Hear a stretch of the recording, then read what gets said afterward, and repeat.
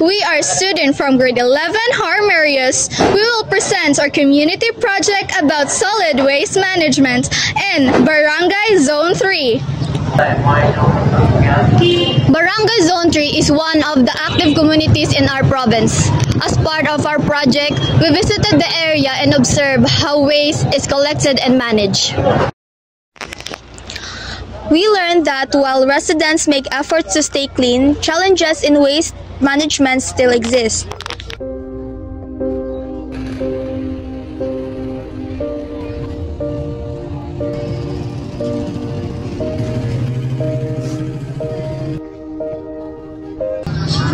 We observe that garbage collection is sometimes irregular, bins are limited, and waste segregation is not properly practiced. Ano po sa tingin ninyo ang pinakamalaking problema sa basura dito sa Barangay Zone 3? Kasi hindi regular ang ng basura pagkuha. Minsan sa isang buwan, isang bisis lang kinukuha yung basura at saka yung mga tao dito hindi pa rin nakikinig, sinasabihan ng isegregate yung basura, hindi pa rin nakikinig.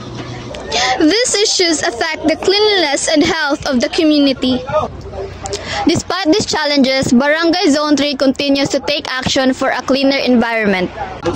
Ano po ang ginagawa ng barangay para mapanatiling malinis ang Zone 3? Ang management sa barangay, pinanguluhan sa among barangay captain,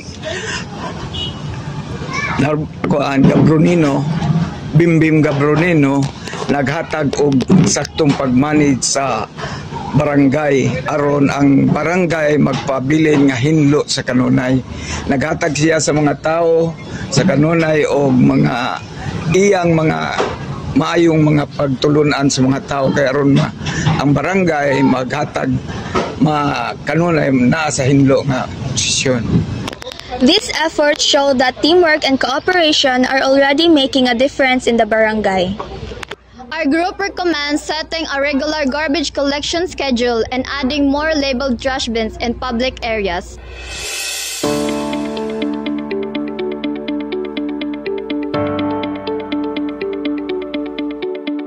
A clean community starts with each one of us. When we work together, we build a healthier and happier Barangay Zone 3. Let's work together for a cleaner Barangay Zone 3.